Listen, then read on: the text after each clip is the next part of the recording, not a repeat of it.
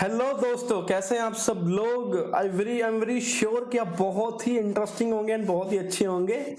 मेरे पास काफी ज्यादा दोस्तों की रिक्वेस्ट आई कि सर जो ICAI के ना नए क्वेश्चंस आए हैं, अभी जो नया मटेरियल अपडेट किया है सर, उसके क्वेश्चन हमें आप अगर सोल्व करवा देंगे तो अच्छा रहेगा। तो मैंने सोचा ठीक है, चलो आपकी ये बात भी मान लेते हैं। तो अभी मेरी क्या आएगी यूट्यूब पे, I try to upload series wise. हम इस क्वेश्चंस की सीरीज वाइज में लेंगे, जैसे कि ICAI मई 21 क्वेश्चन सीरीज 1 या फर्स्ट एपिसोड या सेकंड, ऐसे कुछ करके हमारी वीडियोस यूट्यूब पे आती रहेंगी।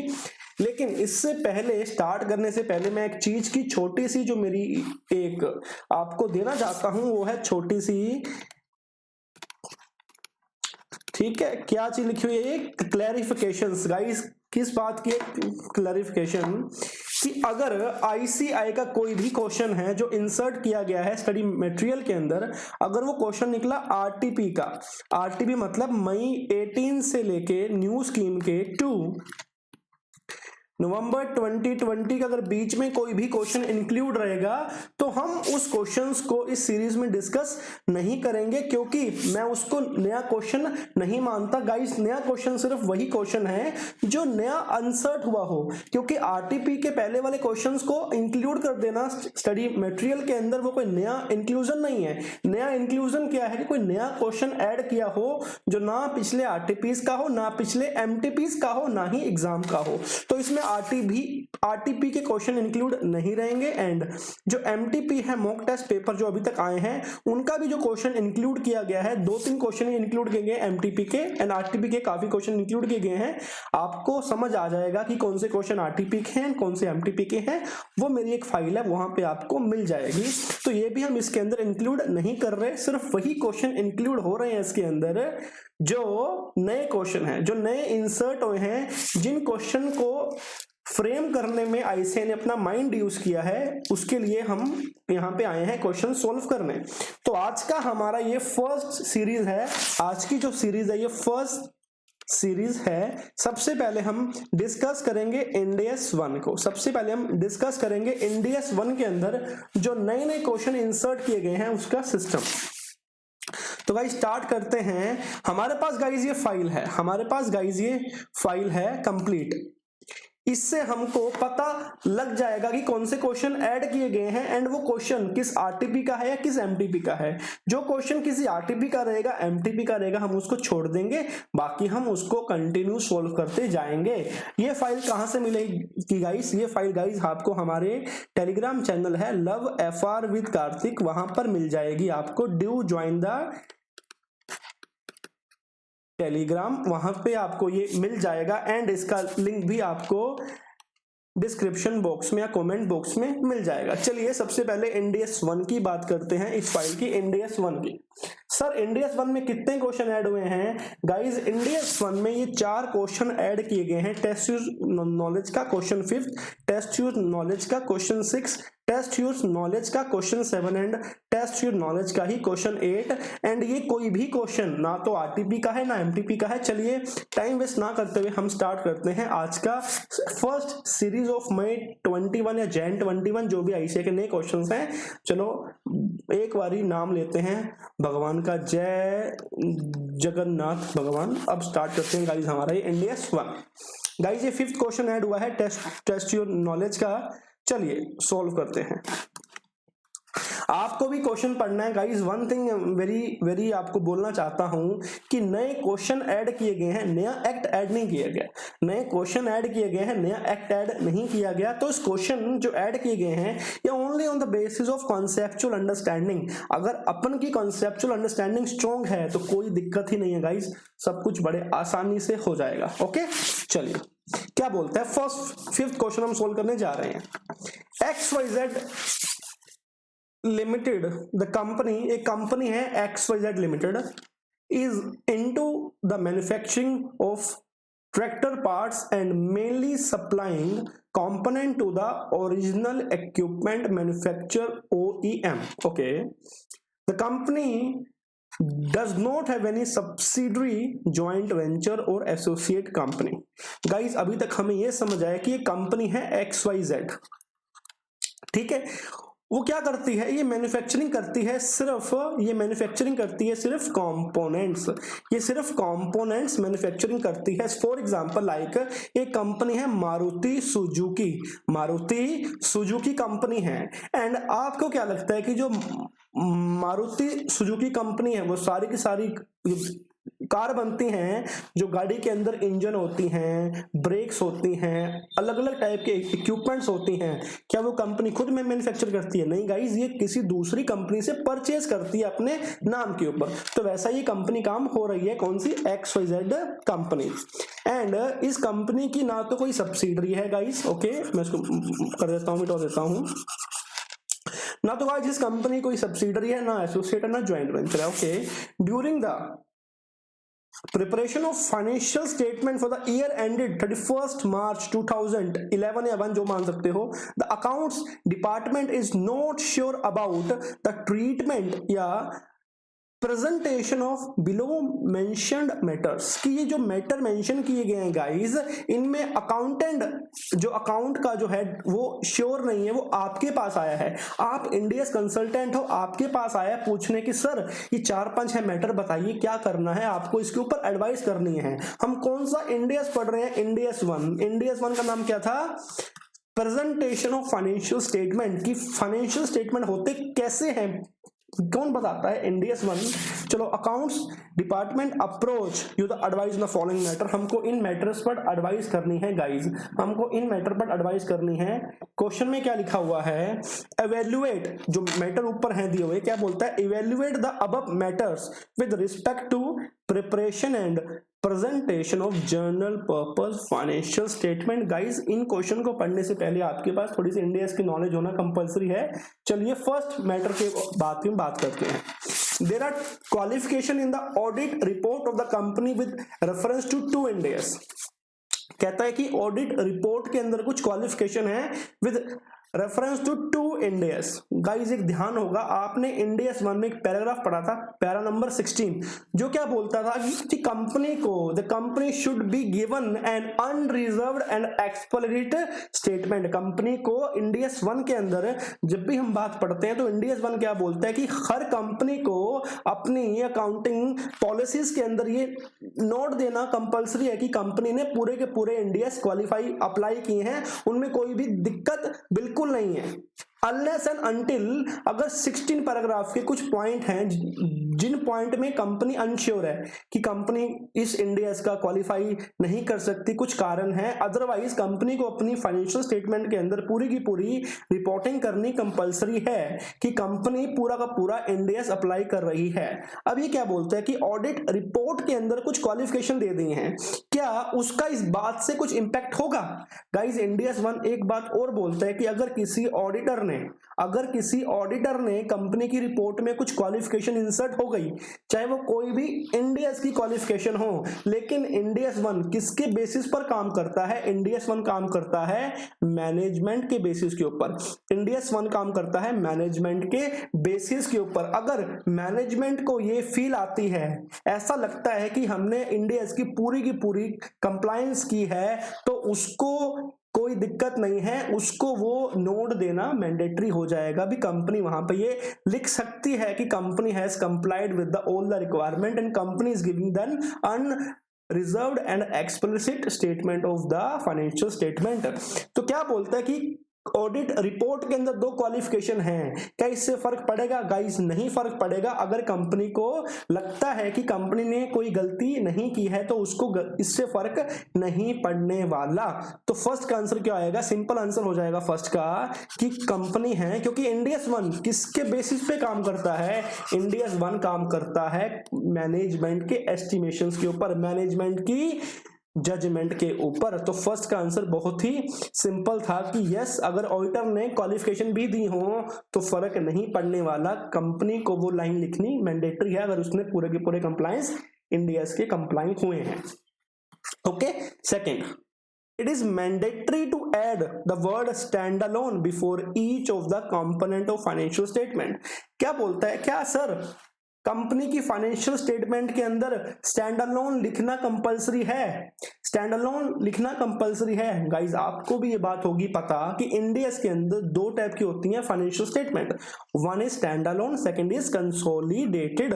लेकिन इस कंपनी के क्वेश्चन में अगर हम ध्यान से पढ़ेंगे तो क्या लिखता है कि कंपनी की क्या लिखता है the company does not have any subsidiary, joint venture और एसोसिएट कंपनी। दैट मीन्स ये सिंगल कंपनी है, इसकी कोई भी होल्डिंग सब्सिडरी कंपनी नहीं है। तो क्या, क्योंकि इसकी तो सिंगल ही कंपनी है, इसको तो कंसोलिडेशन होना ही नहीं है। तो हम क्या लिखें सर, इंडियस क्या बोलता है कि अगर कोई भी फाइनेंशियल स्टेटमेंट है, चाहे वो स्टैंड अलोन है चाहे वो कंसोलिडेटेड है, आपको उसके अंदर वर्ड यूज करना मैंडेटरी है। तो इसका आंसर हो जाएगा यस, इसका आंसर हो जाएगा yes, it is mandatory to add stand alone before each of the component of financial statement.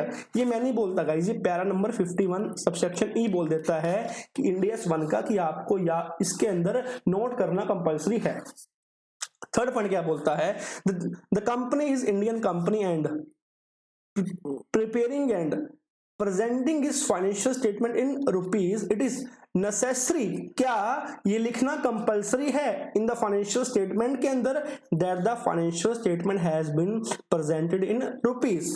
Sir मेरी इंडियन कंपनी है, मैं बैलेंस शीट अपनी फाइनेंशियल स्टेटमेंट की क्या किससे बना रहा हूं, रुपीज से बना रहा हूं। ओके, मैं फाइनेंशियल स्टेटमेंट रुपीज से तैयार हो रही है मेरी, क्या ये उसके अंदर लिखना कंपलसरी है नोट्स के अंदर? तो गाइस आंसर है yes, again para number 51 of the Indians 1। Para 51 guys ये बोलता है कि आपको ये चीज लिखनी मैंडेटरी है कि आपकी फंक्शनल जो करेंसी है वो कौन सी है एंड आपकी जो प्रेजेंटेशन जो करेंसी है वो कौन सी है, ये चीज आपको लिखना कंपलसरी है हर एक फाइनेंशियल स्टेटमेंट के अंदर एज पर इंडियस 1। तो यस, ये भी लिखना कंपलसरी है। फोर्थ पॉइंट क्या बोलता है, the company is having turnover of 180 crore, 180 crore की सेल है उसकी। The company want to present the absolute figure in the financial statement. Company चाहती है कि वो अपनी एब्सोल्यूट फिगर दे दे, मतलब पूरी की पूरी 180 करोड़ नहीं, पूरी की पूरी 180 करोड़ एब्सोल्यूट के अंदर। Because for the tax audit purpose, tax related filing and other internal purposes, company always need figure in the absolute amount. क्योंकि टैक्स के पर्पज से कंपनी को तो एब्सोल्यूट अमाउंट चाहिए, तो हम क्या करते हैं कि कंपनी की पूरी जो फाइनेंशियल स्टेटमेंट होगी, जब भी होगी तैयार, उसके अंदर हम एब्सोल्यूट फिगर दे देंगे। क्या ये करना कंपलसरी है? क्या ऐसे कंपनी दे सकती है? The answer is no guys, the answer is no. क्योंकि हम क्या पढ़ रहे हैं, इंडियस, हम एस नहीं पढ़ रहे। अब इंडियस के अंदर कौन सा शेड्यूल अप्लाई होता है गाइस? इंडियस के अंदर शेड्यूल अप्लाई कौन सा होता है? ये होता है schedule 3 division 2 of companies act. Schedule 3 division 2 मतलब division 2 of schedule 3 of companies act 2013 किस पे अप्लाई होता है? ये अप्लाई होता है गाइस इंडियस फाइनेंशियल स्टेटमेंट पर। और ये शेड्यूल साफ साफ बोलता है कि कंपनी को राउंडिंग ऑफ का जो राउंडिंग ऑफ करना मैंडेटरी है। ये मैं नहीं बोलता ना, तो ये इंडियस बोलता है। ये कौन बोलता है? डिवीजन 2 ऑफ शेड्यूल 3 बोलता है कि कंपनी को राउंडिंग ऑफ की रिक्वायरमेंट कंप्लीट करना कंपलसरी है। एंड गाइस इसको सपोर्ट भी करता है। कौन सपोर्ट करता है? Para 51E of Indians 1। इसको para 51E of Indians 1 support भी करता है कि कंपनी को अपना राउंडिंग ऑफ का जो लेवल है वो देना कंपलसरी है, वो देना मैंडेटरी है। तो गाइस इस क्वेश्चन के अंदर क्या होगा, अभी कंपनी एब्सोल्यूट फिगर में बैलेंस शीट बना ही नहीं सकती। आप एक काम करना, किसी भी कंपनी की जो लिस्टेड कंपनी है ना, उनकी एनुअल रिपोर्ट करना, उनकी एनुअल रिपोर्ट को आप डाउनलोड करना और चेक करना क्या कंपनी ने स्टैंड अलोन अपनी बैलेंस शीट के अंदर यूज किया। स्टार्टिंग में डेफिनेटली यूज किया होगा। क्या कंपनी ने अपनी फंक्शनल करेंसी एंड जो कंपनी की जो प्रेजेंटेशन करेंसी है क्या वो शो की हैं उसके अंदर, नोट्स के अंदर? डेफिनेटली शो की होंगी। क्या कंपनी राउंडिंग ऑफ की रिक्वायरमेंट को कंप्लाई हो रही है? डेफिनेटली राउंडिंग ऑफ की रिक्वायरमेंट को कंप्लीट करना कंपलसरी है। ओके, तो इसका आंसर आएगा नो। कंपनी कभी भी एब्सोल्यूट फिगर्स के अंदर फाइनेंशियल स्टेटमेंट नहीं तैयार कर सकती, क्योंकि this is non compliance to schedule 3 of companies act 2013। Fourth point क्या बोलता है? The company had sale transaction with 10 10 related party, company की सेल ट्रांजेक्शन थी 10 रिलेटेड पार्टी के अंदर ड्यूरिंग प्रीवियस ईयर, पिछले साल थी। हाउएवर मतलब ऐसी बात हो गई, कैसी बात हो गई देखो, ये ऐसी बात हो गई,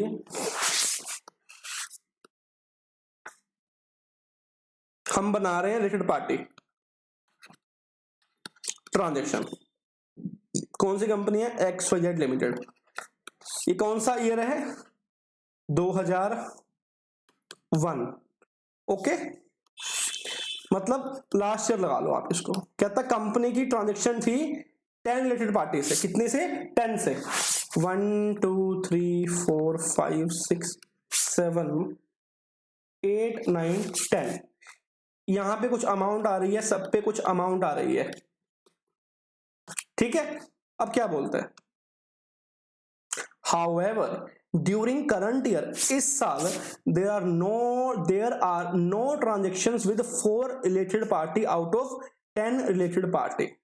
अभी ओके, अभी तक हमको ये समझ आया कि इस साल मान लो ये 4 जो रिलेटेड पार्टी हैं, करंट ईयर के अंदर इन चारों से कोई भी ट्रांजैक्शन नहीं थी, इन चारों से कोई भी ट्रांजैक्शन नहीं थी, मतलब इन 6 से तो थी, okay.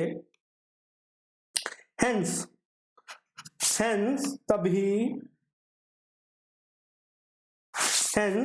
Company is of the view that, company का ये मानना है, it need not disclose sale transaction with these 4 related party in related party disclosures because with these party there are no transaction during current year.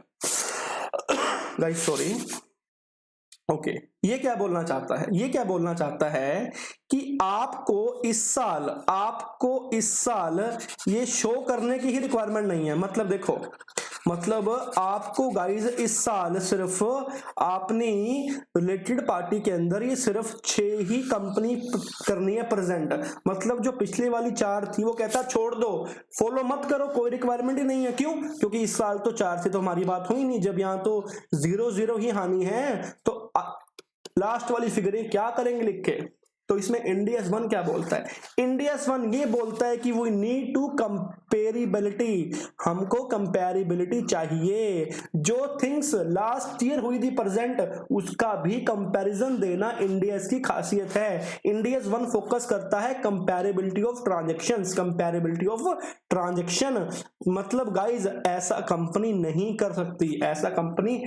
कर सकती, company को इस साल भी रिलेटेड पार्टी जो डिस्क्लोजर है उसके अंदर 7th 8th 9th and 10th कंपनियों के नाम शो करने कंपलसरी हैं, और यहां पे फिगर आ जाएगी 0 0 0 0, क्योंकि लास्ट ईयर के बैलेंसेस देने कंपलसरी हैं। हाँ, अगर इस साल कुछ नहीं है और हम एक साल बाद की बात करें, तब इस साल भी कोई सेल नहीं है, तब वो छूट सकता है, लेकिन अगर पिछले एक साल में कोई बैलेंस आ रहा है उसका कंपैरिजन देना कंपलसरी है। This is supported by Indians 1। Hopefully आपको फर्स्ट क्वेश्चन समझ आ गया होगा, काफी कॉन्सेप्चुअल क्वेश्चन था, इसलिए मैं इंडियस 1 पे टाइम यूज कर रहा हूं ज्यादा, क्योंकि ये काम का स्टैंडर्ड है आपके पूरा का पूरा इंडियस 1। ओके, चलो 5th क्वेश्चन समझ आ गया, अब हम 6th क्वेश्चन पर बढ़ने जा रहे हैं।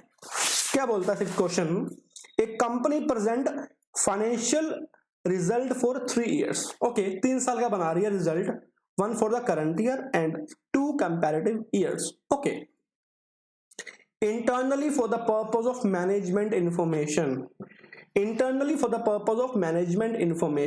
normally क्या होता है, जो फाइनेंशियल के रिजल्ट बनते हैं वो 2 साल के बनते हैं। 2 साल कैसे, एक तो इस साल का, एक लास्ट ईयर का, बस। लेकिन इस क्वेश्चन के अंदर कंपनी एक और बना रही है प्रीसीडिंग प्रीवियस ईयर, मतलब 3 साल की बनेगी इसके अंदर। ठीक है, क्या बोलता है कि जो नया एक और बनाया है ना, वो कंपनी ने खुद के इंटरनल के लिए बनाया है कि हमारी ज्यादा दिखे, कोई बात नहीं। Every year in addition to general purpose financial statement, की जो जर्नल पर्पस फाइनेंशियल स्टेटमेंट बनती हैं उसके अलावा एक और बना दिया साल। ठीक है, the aforesaid financial results are presented without furnishing the related notes, because these are not required by the management for the internal purposes. These are not required by the management for internal purposes. मतलब जो third year की, देखो guys समझाने से समझ आता है, बिना समझाने से कुछ समझ नहीं आता। जैसे कि ये बना दिया statement of profit and loss, ठीक है, ये कुछ भी बना दिया, current year, previous year and उससे एक साल पहले का और, ठीक है, ये आ गई फिगर्स। ओके सर, बहुत अच्छा समझ आया सर। इसके भी नोट्स देने कंपलसरी हैं, इसके भी नोट्स कंपनी ने दिए हैं। ये क्या बोलता, ये बोलता है कि जो ये है ना, जो ये है, इसके कंपनी ने सिर्फ यहां फिगर किए प्रेजेंट, इसके नोट्स नहीं दिए। नोट्स के अंदर, नोट्स टू फाइनेंशियल स्टेटमेंट के अंदर इसके नोट्स नहीं दिए गए हैं। देखते हैं आगे क्या बोलता है क्वेश्चन के अंदर। कहता क्यों नहीं हम नोट देंगे, क्योंकि रिक्वायर्ड नहीं है इंटरनल पर्पस के लिए। During current year management thought, management को लगता है, why not they should present a third year statement of profit and loss. Management को लगता है कि क्यों ना हम इस साल तीसरी स्टेटमेंट भी बनाए प्रॉफिट एंड लॉस की, also in the general purpose financial statement. It will same time save होगा and will be available easily whenever management needs this in future. वो अवेलेबल रहेंगे जब भी उसको रहेगा। अब with the reference to above background answer the following. हम एक इंडिया कंसल्टेंट है, हमको इन तीन सवालों के आंसर, हमको इन तीन क्वेश्चंस के आंसर करने हैं। We are the India consultant. Okay sure. चलो, can management present the third statement of profit and loss as additional comparative in journal purpose financial statement। क्या management third statement of profit and loss बना सकती है या नहीं बना सकती? India one क्या बोलता है? यस, कि मैनेजमेंट या तो management as addition to general purpose financial statement. General purpose financial statement मतलब complete set of financial statement में क्या क्या आता है? सबसे पहले a balance sheet of the company, ठीक है। Second, statement of profit and loss account. Third, statement of changes in equity. Fourth, cash flow statement. Fifth, notes. Six क्या आता है? Comparative of the balance sheet, profit and loss account and cash flow and sourcing. Okay, इसको क्या बोलते हैं? Full set of financial statement. अब India का para number है 38, इंडिया का 38 पैराग्राफ नंबर है ऑफ इंडिया वन। वो क्या बोलता है गाइस कि अगर कंपनी को लगता है तो कंपनी एज एडिशन, मतलब कि वन फाइनेंशियल स्टेटमेंट, जो full set of financial statement है वो तो कंपनी को बनाना कंपलसरी है, लेकिन उसके अलावा कंपनी चाहे तो और भी अपनी फाइनेंशियल स्टेटमेंट के अंदर कर सकती है प्रेजेंट, या तो एक बैलेंस शीट एक्स्ट्रा, या आपका कैश फ्लो का स्टेटमेंट एक्स्ट्रा, या प्रॉफिट एंड लॉस का, या सोसी का, इससे फर्क नहीं पड़ता। तो क्या बोलता है फर्स्ट क्वेश्चन में, can management present the third statement of profit and loss account as additional? Yes guys, company बना सकती है एज एडिशन एक नया third statement of profit and loss, लेकिन शर्त यह है कि कंपनी को उसके complete requirement as per Ind AS one comply करने पड़ेंगे। मतलब उसके जो रिलेटेड नोट्स वगैरह हैं वो भी देने कंपनी को कंपलसरी हैं, समझे ना। Second point, if management present third statement of profit and loss, अगर मैनेजमेंट ने कर दिया तैयार in the general purpose financial statement as comparative, it is necessary that this statement should be compliant of Ind AS. अभी ऊपर क्या बात करके आया हूं कि 38C क्या बोलता है कि अगर आप चाहो तो एज एडिशन आप कोई भी एक पर्टिकुलर थिंग बना सकते हो, लेकिन वो इंडियस की तरह कंप्लाइंट होना कंपलसरी है। तो यस, अगर कंपनी ने third statement of profit and loss किया तैयार तो उसको कंप्लायंस करना इंडियस की तरफ से मैंडेटरी है, तो इसका आंसर भी यस हो जाएगा। ओके, सी क्या बोलता है, can management present third statement of profit and loss only? क्या सिर्फ हम third statement of profit and loss ही बनाएंगे? मतलब थर्ड बैलेंस शीट नहीं बनाएंगे, थर्ड कैश फ्लो नहीं बनाएंगे, third statement of changes in equity नहीं बनाएंगे, सिर्फ क्या बनाएंगे, profit and loss only as additional comparative in the general purpose financial statement without furnishing other component. क्या बताया था, बैलेंस शीट भी नहीं बनाई, कैश फ्लो भी नहीं बनाया, third statement of changes in equity भी नहीं बनाई, थर्ड। क्या ऐसा कर सकता है? डेफिनेटली कर सकता है। जब मैंने यहाँ पे पूरी बात ही बोल दी कि जो दूसरे कंपोनेंट हैं उसको भी चाहे ना बनाए, क्योंकि जो हमारा मेन कंपोनेंट था, जो हमारी जर्नल पर्पस फाइनेंशियल स्टेटमेंट के जो मेन कंपोनेंट थे, मतलब जो हमारा full set of financial statement था, उसके अलावा अगर कंपनी चाहे तो कोई भी एक कंपोनेंट या सारे कंपोनेंट उसकी मर्जी है वो शो कर सकती है, लेकिन वो इंडिया की कंप्लायंस होना कंपलसरी है। तो यस, इसका आंसर भी यस रहेगा। अभी 7th क्वेश्चन पढ़ने जा रहे हैं। होपफुली आपको 2 क्वेश्चन समझ आ गए होंगे। मैंने पूरे के पूरे क्वेश्चन गाइस बड़े आराम से, बड़े डिटेल के अंदर आपको समझाए हैं। ओके, अभी हम 7th क्वेश्चन की बात करते हैं।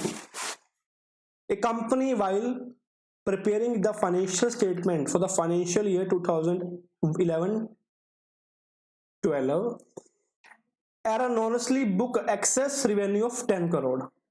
ओके, जब हम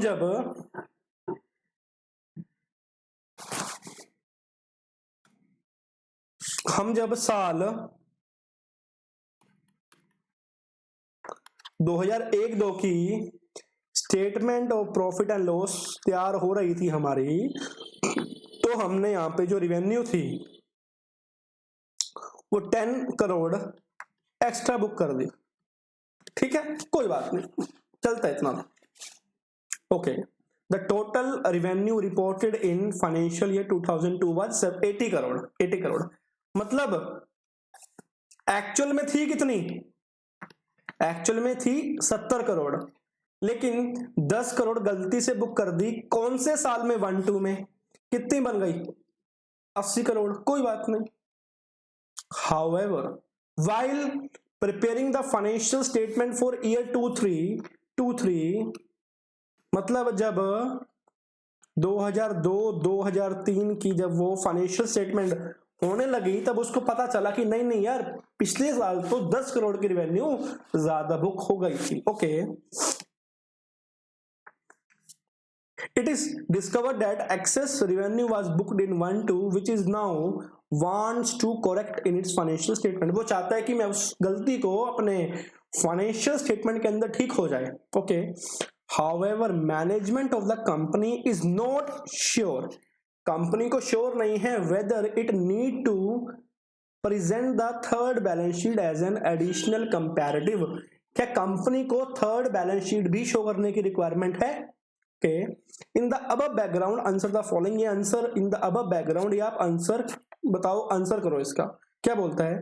it is necessary to provide the third balance sheet at the beginning of the preceding period. Okay, the company want to correct the error during 2003 by giving impact in the figures of current year only। is the contention of management correct?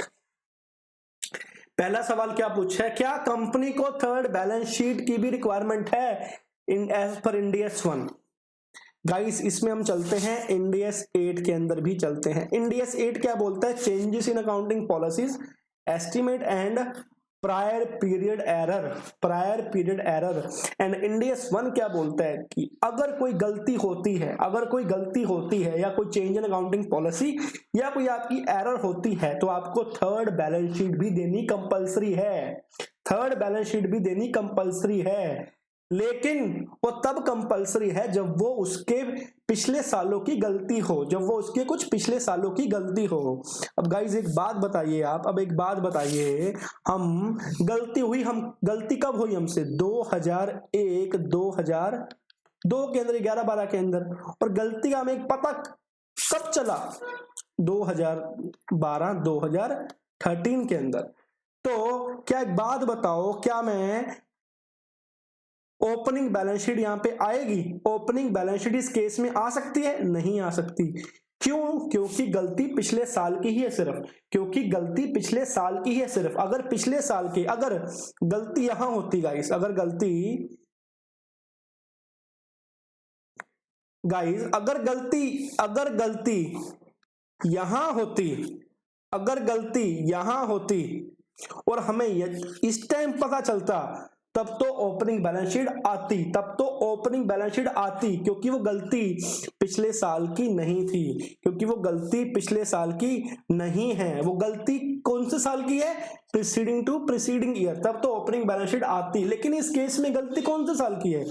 Last साल की है ना, तो opening balance sheet हम क्यों देंगे जब उस गलती है ही नहीं उस साल की, तो उस साल की कोई बैलेंस शीट नहीं प्रेजेंट होगी। सो इस केस के अंदर क्या थर्ड बैलेंस शीट आएगी? आंसर है नो, नहीं आ सकती थर्ड बैलेंस शीट, क्योंकि थर्ड बैलेंस शीट आने के लिए उस सालों की गलती होना कंपलसरी है जिनका हम कॉम्युलेटिव इंपैक्ट कहां लेते हैं? ओपनिंग इक्विटी के अंदर इंपैक्ट आता है। लेकिन यहां तो गलती पिछले साल की है, तो थर्ड बैलेंस शीट आने का कोई सवाल ही नहीं उठता।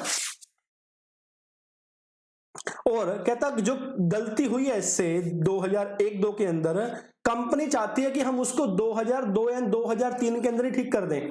मतलब हम इस साल की फिगर्स को चेंज कर दें, लास्ट ईयर को चेंज करना कोई इंपॉर्टेंट नहीं है, कोई रिक्वायरमेंट नहीं है। तो गाइस इंडियस एड क्या बोलता है? इंडियस एड बोलता है नहीं भैया, this is prior period error, this is prior period error and we need to give the effect of retrospective restatement.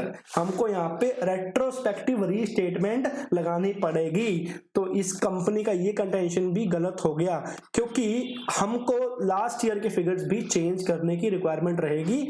हमको लास्ट ईयर के फिगर ही चेंज करने पड़ेंगे, इस साल के फिगर में कोई चेंजेस नहीं हो सकते, क्योंकि एज पर इंडियस 1 अगर कोई हमसे मिस्टेक होती है तो उसको ठीक करने के लिए हमको क्या लगाना पड़ता है? Retrospective restatement. It is alright guys, समझ आया आपको कि इसके अंदर आपको थर्ड बैलेंस शीट की कोई रिक्वायरमेंट ही नहीं है, क्योंकि गलती हमको लास्ट ईयर ही मिली है, इस साल पता चल गई, तो अपनी का कोई सवाल ही नहीं उठता। एंड कंपनी इस साल वो गलती ठीक नहीं कर सकती, कंपनी को इस साल गलती ठीक करनी है लेकिन पिछले बैलेंस को चेंज करके, क्योंकि यहाँ पे हम रेट्रोस्पेक्टिव रीस्टेटमेंट अप्लाई करने जा रहे हैं। ओके,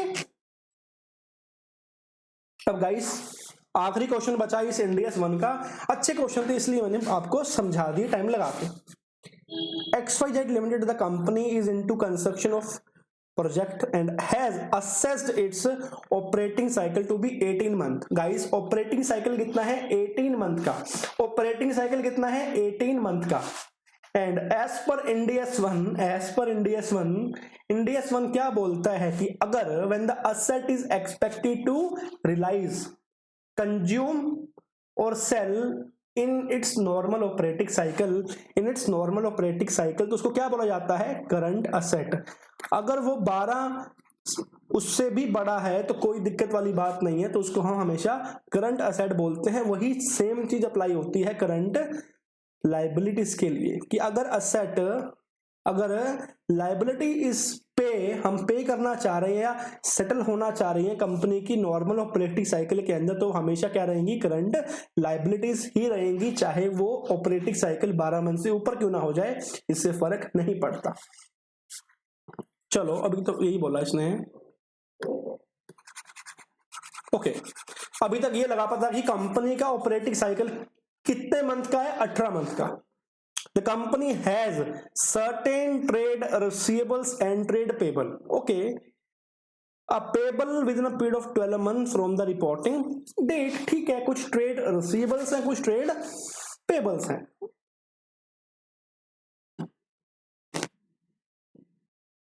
क्या बोलते हैं? In addition to the above, there are following item and transaction which took place during the financial year. इस साल ये ट्रांजेक्शन हुई। क्या बोलता है? The company has some trade receivables which are due after 15 month. कब पैसा मिलेगा? 15 मंथ के बाद। ऑपरेटिंग साइकिल कितने मंथ का है? 18 मंथ का। तो मतलब debtor is expected to settled, money is settled within the normal operating cycle. So the company expect that the payment will be received within the period of operating cycle. तो ये हमेशा क्या रहेगा? Current asset रहेगा। अभी question हमने नहीं पढ़े क्या क्वेश्चन पूछा, लेकिन अभी तो देख के लगता है कि this is current asset. Okay, second, the company has some trade payable which are due for the payment after 14 months from the date of balance sheet. These payable fall due within the period of operating cycle Two, the company does not expect that it will be able to pay these payable within the operating cycle because the nature of business is such that generally project gets delayed and payment from customer get also delayed. लेकिन guys अभी payment कितने time बाद है due? 14 month के बाद आपकी payment है due. किसमें? नॉर्मल ऑपरेटिंग साइकिल के अंदर।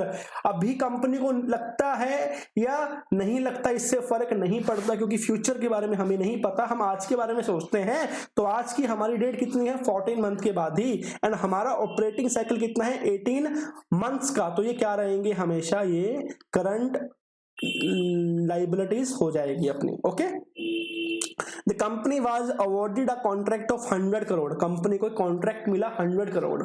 एंड कुछ कॉन्ट्रैक्ट की कंडीशन थी, कहता अगर आपको कॉन्ट्रैक्ट कंप्लीट करवाना है ना तो कंपनी को 5% सिक्योरिटी डिपॉजिट पे करने पड़ेंगे सामने वाले कस्टमर को 5 करोड़ के, और कंपनी ने पे भी कर दिए।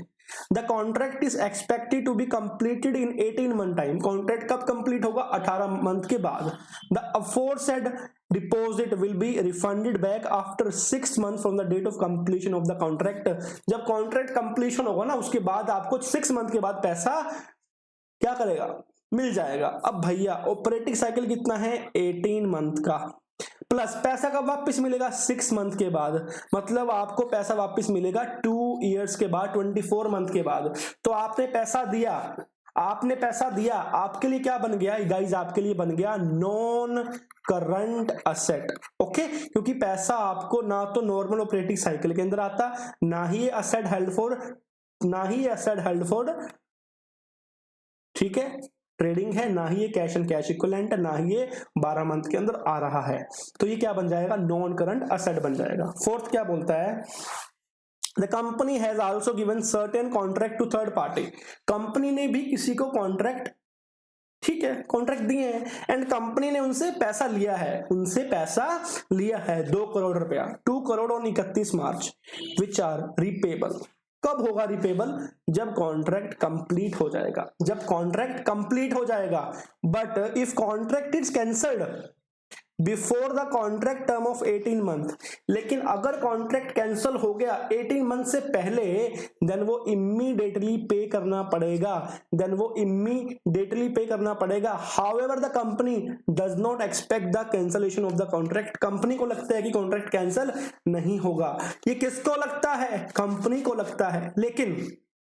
लेकिन यहां पर क्या होगा? अगर सामने वाली पार्टी ने कॉन्ट्रैक्ट, मान लो 31 मार्च 2 की बात चल रही है, और मान लो 6 मंथ बाद बोले कि मुझे कॉन्ट्रैक्ट नहीं करना, कॉन्ट्रैक्ट कैंसिल है, मेरा पैसा अभी वापस करो। अगर कॉन्ट्रैक्ट कैंसिल हो गया तो जो सिक्योरिटी थी डिपॉजिट वो क्या बन गई? Repayable on demand. मतलब कि गाइज अगर कोई भी पैसा आपका रिपेबल ऑन डिमांड बन जाता है, मतलब कि वो सामने वाला आपसे कभी भी पैसा मांग सकता है, उसको बोलते हैं repayable on demand. That means ये हमारी क्या बन जाएगी? Current liability. ये क्या बन जाएगी? करंट लाइबिलिटी, क्योंकि रिपेबल इन डिमांड का मतलब है वो हमसे कभी भी आके पैसा मांग सकता है, तो मतलब कि जो हमारी लिक्विडिटी है वो बहुत ही हाई है, तो इसको हम मानेंगे करंट लाइबिलिटी। समझ आएगा इस? अब क्वेश्चन पूछे हैं, the company want to present the trade receivable as current despite the fact that these are receivable in 15 month time, thus the decision of presenting the same as current is correct. Yes, 100%. Okay, क्योंकि guys trade receivable का बोला था ना 18 month का है, लेकिन यहाँ पे 15 मंथ में पैसा आने की पूरी उम्मीद है, तो बन जाएगा current. The company wants to present the trade payable as non current. Guys company चाहती है कि ट्रेड पेबल को नॉन करंट में कर दे क्लासीफाई। नहीं गाइस, हम ये अन्याय नहीं होने देंगे, हम इंडियस वन से खिलवाड़ नहीं करने देंगे। तो guys the intention of the company is wrong, गलत है। ये क्या बन जाएगा? This is current liability. Can क्या सिक्योरिटी डिपॉजिट, हमने जो 5 करोड़ रुपया दिया है कस्टमर को, क्या हम उसको करंट में शो कर सकते हैं? नहीं गाइस, नहीं कर सकते, क्योंकि आपके पास 2 साल के बाद ही पैसा आएगा, इससे पहले पैसा नहीं आने वाला। इसमें कोई कॉन्ट्रैक्ट कैंसिलेशन का क्लोज ही नहीं है, तो पैसा आपके पास नहीं आने वाला। फोर्थ, नो क्या सिक्योरिटी जो हमने उनसे ली है सामने वाली से, क्या इसको हम नॉन करंट शो कर सकते हैं? Can the security deposit of 2 crore taken by the company from contractor be presented as non current? नहीं गाइज, ये हम क्या होगी, करंट, क्योंकि अगर सामने वाले ने कॉन्ट्रैक्ट कैंसिल कर दिया तो जो वो सिक्योरिटी वो क्या बन जाएंगी, रिपेबल ऑन डिमांड बन जाएंगी। तो इसलिए इसको हम क्या करेंगे, करंट लायबिलिटी ही मानना पड़ेगा, क्योंकि हमको नहीं पता उसके मामले में कि वो कब हमसे पैसा आके मांग ले। तो ये इंडियस 1 की जो करंट लाइबिलिटी की कंडीशन है उसको सेटिस्फाई कर रहा है। तो गाइज हमारे इंडियस 1 के क्वेश्चंस कंप्लीट हो गए, अच्छे क्वेश्चन थे एंड हमको करके अच्छा भी लगा। चलो गाइज हम चलते हैं अगले इंडियस पे, जिसका नाम है इंडियस 34 इंटरिम फाइनेंशियल स्टेटमेंट।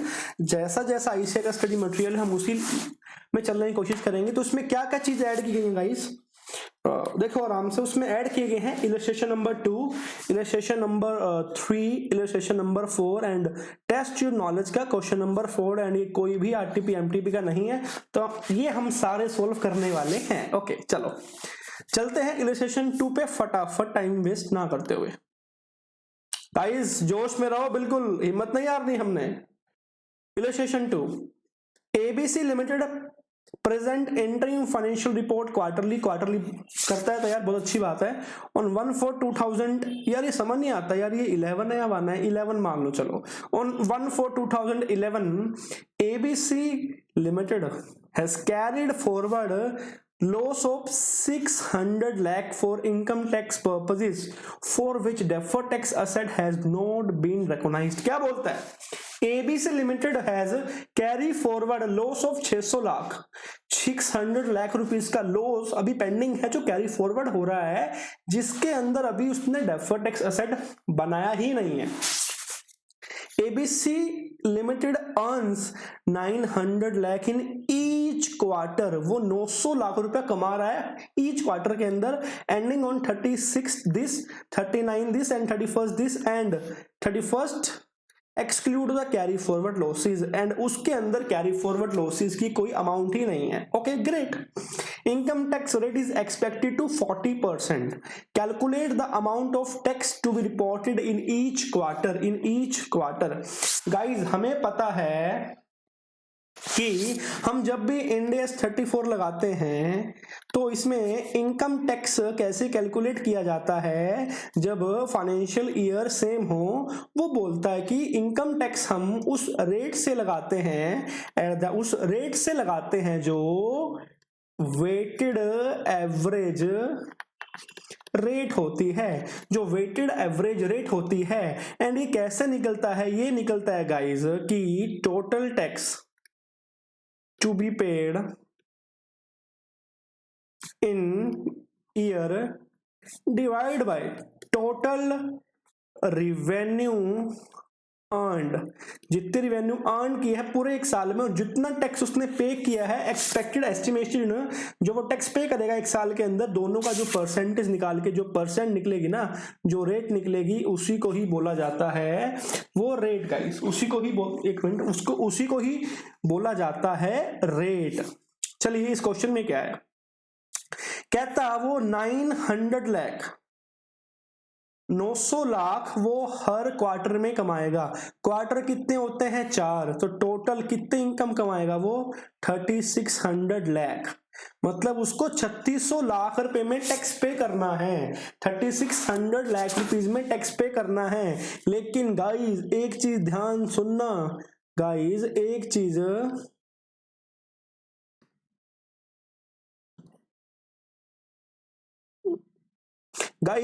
चीज ध्यान से सुनना कि हमारे पास कैरी फॉरवर्ड लॉस भी है, कितने का सॉरी गाइज, कितने का 600 लाख का।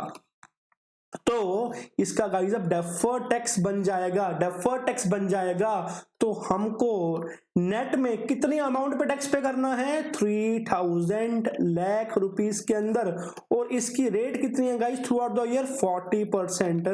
तो करो 3000 इंटू 40% इज इक्वल टू 1200, मतलब ये हमारा टोटल एस्टिमेटेड टैक्स है इस साल का, कितना 1200 रुपया, कितना 1200 रुपीस, कितना 1200 रुपीस हमारा एस्टिमेशन टैक्स है, कोई दिक्कत वाली बात नहीं है। अब ये चीज इसी फॉर्मूले में फिट कर दो। Total tax to be paid in a year 1200 divide by total revenue earned, कितनी रिवेन्यू कमाई है गाइस कितनी रिवेन्यू कमाई है गाइस, इन्होंने रिवेन्यू कमाई है 3600 लाख। कितनी कमाई है? 3600 लाख रिवेन्यू कमाई है। तो यहां पे आप अंडरलाइन लिख दीजिए 3600। अब इनकी परसेंटेज निकालना, 1200 डिवाइड बाय 3600 परसेंटेज, ये निकली है गाइस 33.33%। मतलब हमको ईच क्वार्टर में इस रेट पर टैक्स पे करना है। तो हमसे पूछा है ईच क्वार्टर, तो फर्स्ट क्वार्टर में हमको कितना टैक्स पे करना है? 900 लाख कमाए हैं, 33.33% रेट है, तो बताइए कितना टैक्स पे करोगे? 900 इंटू 33 हमको गाइस टैक्स पे करना है ₹300 लाख अप्रोक्सीमेटली। एंड सभी क्वार्टर की इनकम भी सेम है, रेट भी सेम है, तो हमको सेकंड क्वार्टर में भी इतना पे करना है, थर्ड क्वार्टर में भी इतना पे करना है, एंड फोर्थ क्वार्टर में भी हमको इतना पे करना है। तो दिस इज द आंसर। देखिए 300 लाख, ईच क्वार्टर में हमको 300 लाख ही पे करना है। Okay, now move out to the third illustration, illustration number 3। This is very easy important illustration. दोस्तों कभी क्वेश्चन की लेंथ को देखते हुए कंफ्यूज मत हो जाना। जितना बड़ा क्वेश्चन होता है उतना ही इजी क्वेश्चन होता है। जितने आपके कॉन्सेप्ट स्ट्रॉन्ग हैं उतने ही आपके मार्क्स आएंगे। ओके चलो ग्रेट। क्या बोलता है? इनोवेटिव कॉर्पोरेशन प्राइवेट लिमिटेड, इसको हम छोटा नाम बोलते हैं ICPL, is dealing in seasonal product. वो सीजनल प्रोडक्ट के अंदर डील कर रहा है and the sales pattern of the product quarter wise हमको ये दिया हुआ है, क्योंकि सीजन है, कभी कम कभी ज्यादा, ये चलता रहता है सीजन। क्वार्टर 1 के जो 30 जून को खत्म होगा उसको लगता है कि सेल होएगी 10%, सेकेंड क्वार्टर में 10%, थर्ड में 60%, फोर्थ में 20%, ये हो गई 100%। मतलब किसी क्वार्टर में कम सेल है, किसी में एक्सेसिव भी ज्यादा है जैसे कि थर्ड में, किसी में एवरेज सेल है। ओके फिर क्या बोलता है? For the first quarter ending on 30th जून, जो 30 जून को क्वार्टर एंड हो रहा है ना, ICPL ने उसके लिए अमाउंट दिया, मतलब जो सेल की परसेंट थी वो उसमें मतलब 10% सेल हो रही है। Okay, particulars amount in crore, sales हो रही है गाइस 70 करोड़ की। एम्प्लॉय बेनिफिट एक्सपेंस, मतलब अब ये एक्सपेंस आ गए सारे, ये 25 करोड़ के। Admin and other expenses 12 crore के, एंड फाइनेंस कॉस्ट 4 CR के। अब क्या बोलता है? ICPL जो कंपनी है, while preparing entering financial report for the first quarter, ये रिपोर्ट बना रही है फर्स्ट क्वार्टर की, वांट चाहती है, क्या चाहती है जनाब? To defer 16 crore expenditure to third quarter. Okay, क्या बोलती है? एक्सपेंडिचर कहता है जो ये खर्चे हैं ना, जो ये खर्चे हैं इनमें से वो 16 करोड़ रुपया डेफर करना चाहती है। डेफर मतलब कहते हैं इस साल एक्सपेंस मत बुक करो, जब थर्ड क्वार्टर होगा ना उसमें बुक हो जाएगा। मैंने पूछा क्यों? सर थर्ड क्वार्टर में 60% सेल है सर, तो सर प्लीज एक काम कीजिए, इसको डेफर कर दीजिए थर्ड क्वार्टर के लिए, क्योंकि वहां पे मोर सेल है। ओके, कहता है थर्ड क्वार्टर में ज्यादा एक्सपेंस हम डेबिट करेंगे कंसीडरिंग द सीजनल नेचर। अब बताओ जो कंपनी का व्यू है डेफर करने का, क्या वो इंडिया 34 के जो प्रोविजन है क्या उसके अंदर वो कंपनी का इंटेंशन कंटेंटेबल है या नहीं है? गाइस नहीं है, कंटेंटेबल नहीं है, वो डेफर नहीं कर सकता। क्यों डेफर नहीं कर सकता? क्योंकि इंडिया 34 क्या बोलता है कि आप अपनी कोस्ट को तभी डेफर कर सकते हो, आप अपनी कोस्ट को तभी डेफर कर सकते हो अगर आप उस कोस्ट को पूरे साल के लिए डेफर कर सकते हो। आप अपनी कोस्ट को तब, एक्सपेंडिचर को तब डेफर कर सकते हो जब आप पूरे एक्सपेंडिचर को पूरे साल के लिए डेफर कर सकते हो। वैसा ही सेम अप्लाई होता है इनकम के साथ। आप अपनी इनकम को डेफर कर सकते हो, लेकिन कब कर सकते हो? जब आप अपनी उस इनकम को at the end of the year तक भी डेफर कर सकते हो। क्या इसके अंदर अपना एम्प्लॉय एक्सपेंडिचर, जो ये एक्सपेंडिचर खर्च हो रहे हैं 25 करोड़ के, 12 करोड़ के, 4 करोड़ के, क्या ये डेफर हो सकते हैं साल के बाद? नहीं हो सकते सर, डेफर हो ही नहीं सकते। तो इंडिया बोलता है जिस क्वार्टर का खर्चा है उसी क्वार्टर में बुक करना पड़ेगा। चाहे कुछ हो जाए, चाहे थर्ड क्वार्टर में इनकम ज्यादा बढ़ जाए, फर्क नहीं पड़ता। तो गाइज कंपनी का व्यू गलत है। हम कैसे बनाएंगे, हम लिखेंगे सेल 70 करोड़, उसमें माइनस कर देंगे 25, 12 एंड 4, क्या बचा प्रॉफिट बताओ गाइस, कैलकुलेटर निकालो, कैलकुलेट करो, 70 माइनस 25 माइनस 12 माइनस 4, ये बचा 29 करोड़। तो 29 करोड़ का हमारा ये प्रॉफिट बिफोर टैक्स आ गया।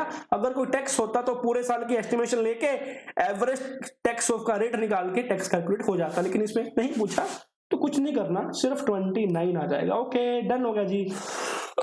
दिस इज इंपॉर्टेंट, काफी अच्छा क्वेश्चन है। चलिए देखते हैं illustration 4।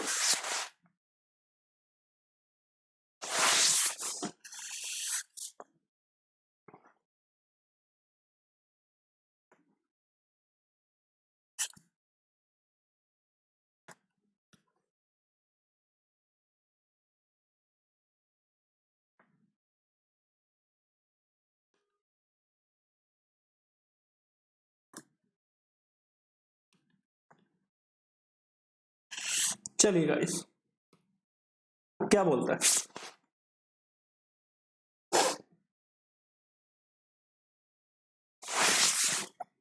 Fix production overhead for the financial year is 10,000। Fixed overhead कितने हैं, 10,000। Okay, normal expected production for the year after considering planned maintenance and normal breakdown, also considering the future demand of the product is 2000 MT। 2000 MT, great। आपको पता होगा guys कि as per Indians 2 inventory हम fixed overhead को कैसे allocate करते हैं, on the basis of normal production level. Okay guys, समझ रहे हैं बात को आप। सो यहां पे आ जाएगा रेट पर मेट्रिक टन कितना है, 10,000 रुपीज उनका पूरे साल का फिक्स एक्सपेंडिचर है, इतना खर्चा आएगा ही आएगा। एंड नॉर्मल हमारा कितना बनता है, 2000 मेट्रिक टन, तो पर टन का कितना एक्सपेंडिचर आएगा guys, 10,000 divide by 2000, it is equal to 5 rupees 5 per metric ton. Okay, this is our fixed allocation rate on the basis of normal capacity. चलिए गाइस ये आ गया ₹5 per metric ton. Okay, it is considered that there are no quarterly और season variant, मतलब कोई quarterly कोई season variant नहीं है। मतलब गाइस क्या लिखा है, therefore the normal expected production for each quarter is 500 metric ton. हर क्वार्टर की एस्टिमेशन करते हैं कि कोई सीजनल कुछ नहीं है कि 500 टन हर क्वार्टर में मैन्युफैक्चरिंग होगी। And the fix production overhead for the quarter are 2500। Obvious सी बात है कि पर क्वार्टर के कितना खर्चा आएगा, अगर हम इसकी बात करें 500 प्लस 5 रुपए रेट था on the base normal capacity, कितना 2500 रुपए। ओके कोई बात नहीं, क्या बोलता है एक्चुअल प्रोडक्शन अचीव्ड, एक्चुअली में कितना अचीव हुआ, क्या करना है, presuming that there are no quarterly season variant, calculate क्या करना है, allocation of fixed production overhead for all the 4 quarter as per Ind AS 34, read with Ind AS 2। Okay, first quarter के अंदर कितनी प्रोडक्शन हुई, 400। ओके लिखते हैं अभी, आ जाओ।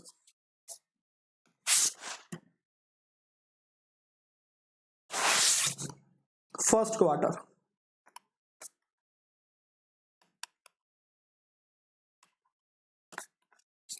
कितनी हुई, 400, ग्रेट। एक्सपेंडिचर कितना आना चाहिए गाइस, एक्सपेंडिचर कितना आना चाहिए, क्योंकि हमको पता है कि हर क्वार्टर में कितना पैसा खर्च होता है, हर क्वार्टर की फिक्स कॉस्ट कितनी है, 2500 रुपए, हम कैलकुलेट करके आए हैं ना। तो क्या बोलता, कोई भी सीजन वेरिएंट नहीं है तो फिक्स कॉस्ट हर क्वार्टर की सेम एलोकेबल है नॉर्मली। अब आपको पता है कि यहाँ पे क्या हुआ, अंडर एब्जॉर्प्शन, यहाँ पे क्या हो गया, अंडर एब्जॉर्प्शन। तो इंड AS 2 क्या बोलता है कि अगर किसी भी चीज में क्वांटिटी कम बनी है as compare to the normal जो प्रोडक्शन है, हम उस एक्सेस पैसे को प्रॉफिट एंड लॉस में ट्रांसफर हो जाएगा। तो यहाँ पे कितना एक्सपेंडिचर आना चाहिए, 400 मेट्रिक टन है, नॉर्मल कितनी रेट है 5 रुपीज, यहाँ पे आ जाएगा 2000 rupees and profit and loss में जाएगा 500 रुपीज। गाइस समझ आई आपको, समझ आया आपको?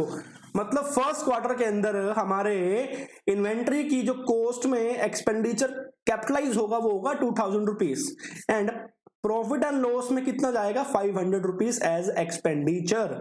ओके गाइस समझ आई आपको, ग्रेट।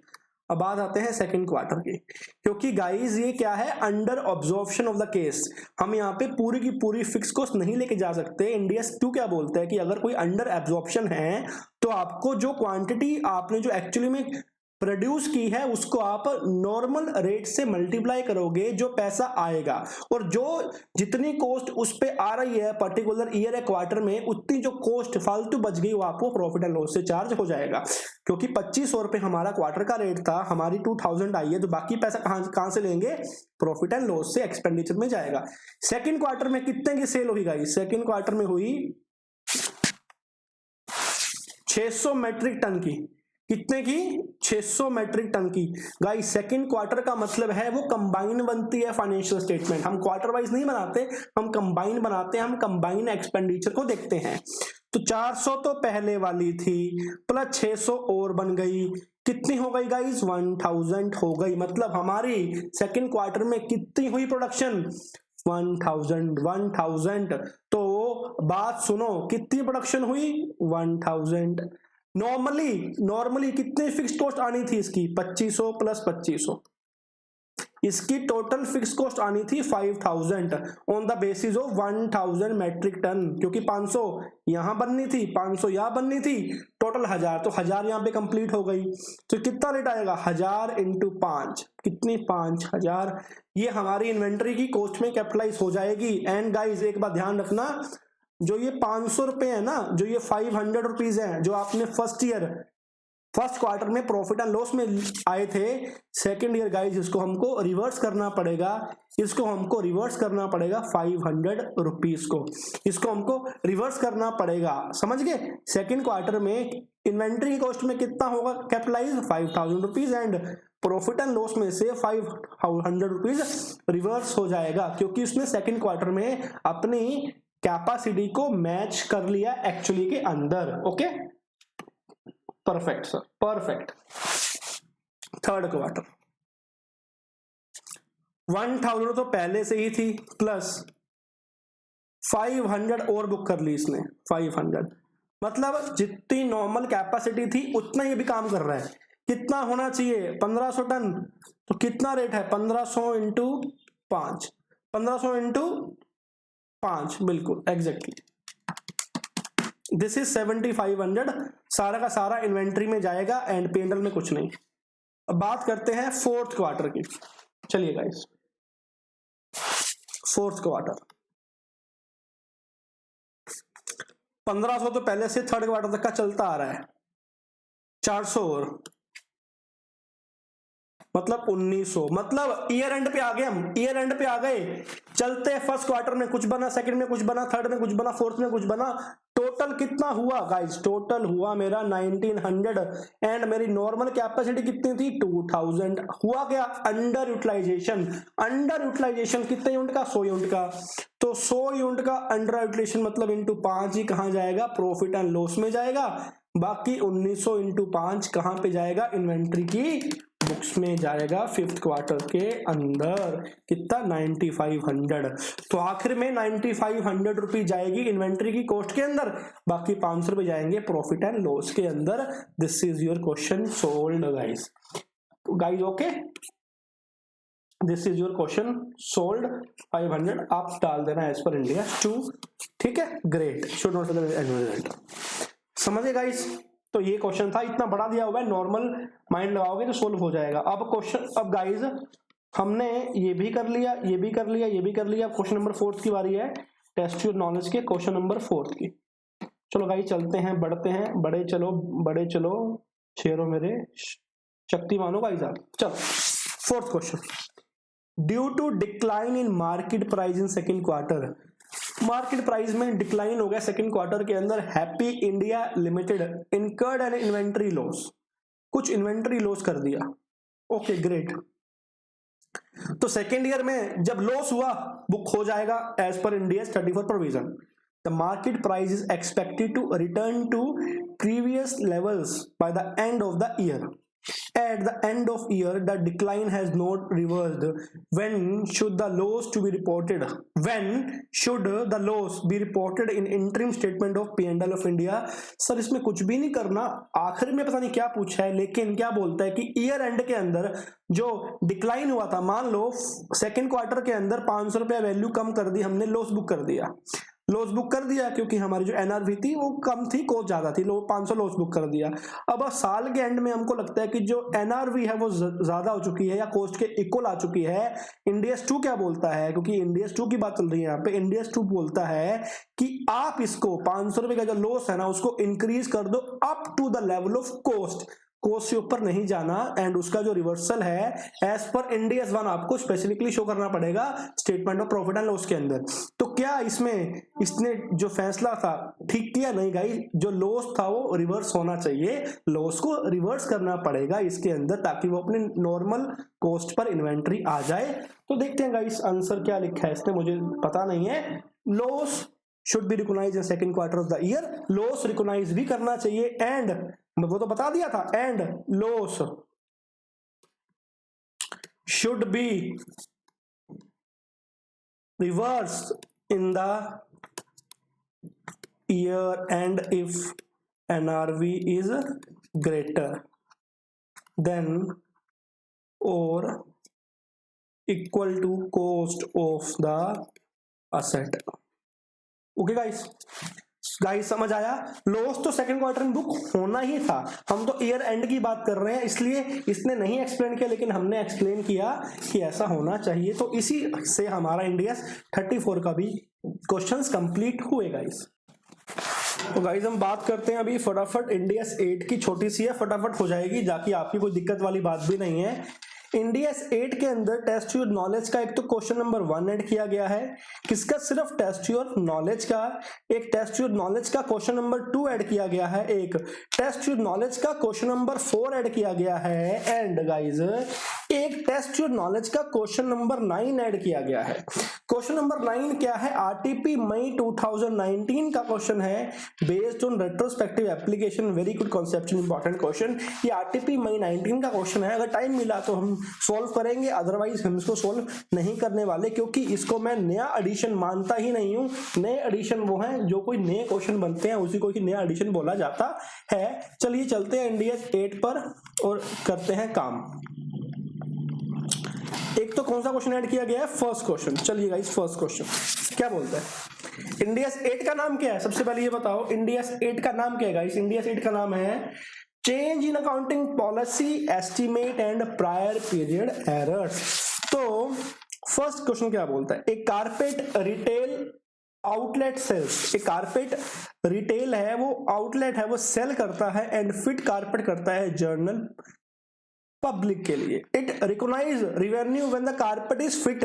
कहता है जब कारपेट फिट हो जाता है ना, जब कारपेट फिट हो जाता है तभी वो जो उसकी रिवेन्यू है तभी रिकॉग्नाइज करता है, and which is on an average is 6 weeks after purchase of the carpet. जब कोई बंदा कारपेट आज परचेज करता है उसके 6 वीक के बाद वो कारपेट को फिट कर देता है, एंड तब वो रिवेन्यू बुक करता है। मतलब जो उसकी अकाउंटिंग पॉलिसी जो आज की है वो क्या है? जैसे कारपेट सेल हुआ, जैसे कारपेट फिट हुआ तब जाके वो अपनी वो रिवेन्यू को बुक करता है, अब जिसके अंदर 6 वीक्स लग जाते हैं। उसके बाद क्या हुआ? इट देन डिसाइडेड टू सब contract the fitting of carpet. उसने किया क्या? डिसाइड किया कि वो कारपेट किसी और से बनवाएगा, सब कॉन्ट्रैक्ट देगा कि भैया मेरे को सिर्फ सेल करनी है, फिट तू करेगा, मेरी कोई रिस्पॉन्सिबिलिटी नहीं है, मैंने वो काम आउटसोर्स कर दिया किसी थर्ड पार्टी को। It now recognise. अब क्या कर रहा है वो? पहले क्या करता था? कब रिवेन्यू बुक करता था? जब कारपेट फिट होता उसके बाद, अब क्या कर रहा है, जैसे उसने सेल कर दिया ऑन द स्पॉट वो रेवेन्यू बुक कर देता है as per India 115। Whether the change in recognising the revenue is a change in accounting policy as per the provision of India 8। क्या ये change in revenue allocation, in revenue recognition, क्या ये change है in accounting policy? Yes और no? Time थोड़ा सा mind लगाओ। India 8 क्या बोलते हैं, अकाउंटिंग पॉलिसीज में चेंज तब नहीं होगा जब कोई नया काम होता है, जब कोई नया कॉन्ट्रैक्ट होता है, जब कोई नई थिंग होती है। गाइज यहाँ का नेचर चेंज हो गया, इसका नेचर चेंज हो गया। It is a new contract, it is a new type of system, it is a new type of arrangement. तो इसको हम कभी भी चेंज इन अकाउंटिंग पॉलिसी नहीं बोल सकते। चेंज इन अकाउंटिंग पॉलिसी तो होता जब वो खुद फिट करता एंड अपना point of sale of carpet भी बुक करता, लेकिन इसने सब कॉन्ट्रैक्ट किया जो पहले यहां पे शामिल नहीं था, तो इसको हम कभी भी चेंज इन अकाउंटिंग पॉलिसी नहीं बोल सकते। ओके, डन हो गया जी। अगला क्या था, क्वेश्चन नंबर 2। बहुत ही प्योरी थियरी बेस्ड क्वेश्चन है ये, हम इंडियस 1 के अंदर ऑलरेडी कवर कर चुके हैं। When is an entity required to present a third balance sheet at the beginning? Third कब बनेगी? 1 when there is a retrospective application, second when there is a retrospective restatement। इन दो case में बनेगी क्या? One is retrospective application, second is retrospective restatement. Sir दोनों में क्या फर्क है? पहले में है रेट्रोस्पेक्टिव एप्लीकेशन तब लगती है when there is a change in accounting policy, and retrospective restatement कब लगती है? When there is a prior period error. Third balance sheet तब बनेगी जब हमारी उस पहले के सालों के अंदर कुछ मिस्टेक मिलेंगी, जब हमारी पहलों के सालों अर्लियर ईयर्स के अंदर जब कुछ मिस्टेक मिलेंगी, जब हमको उसका कम्युलेटिव इंपैक्ट निकालना होगा, तब एंटिटी को थर्ड बैलेंस शीट की रिक्वायरमेंट होगी। अगर पिछले साल ही कुछ गलती मिली है, लास्ट ईयर ही गलती मिली है, जैसा कि हमने इंडियस 1 के अंदर एक क्वेश्चन में सोल्व किया था कि उसको लास्ट ईयर ही गलती मिली, तब कोई रिक्वायरमेंट नहीं है बैलेंस शीट की तैयार करने की। चलिए इसका आंसर भी अभी देख लेते हैं आपके सामने। फर्स्ट में तो मैंने बोल दिया था कि अकाउंटिंग पॉलिसी ही नहीं है, this is not a change in accounting policy. The carpet retailer है change the way that the carpet are fitted, therefore कोई रिक्वायरमेंट नहीं है रेट्रोस्पेक्टिव चेंज की, ये इंडियस 1 के अंदर ही आता है। If it apply an accounting policy retrospectively makes a retrospective restatement of financial statement और reclassify item in financial statement. Make a retrospective application जब कोई मटेरियल चेंज होता है at the beginning of the preceding period, उससे पहले उसको नहीं बनानी। ओके, अब कौन सा क्वेश्चन ऐड किया गया गाइस? क्वेश्चन 4। चलिए क्वेश्चन 4 पे आते हैं, इंपॉर्टेंट है गाइस।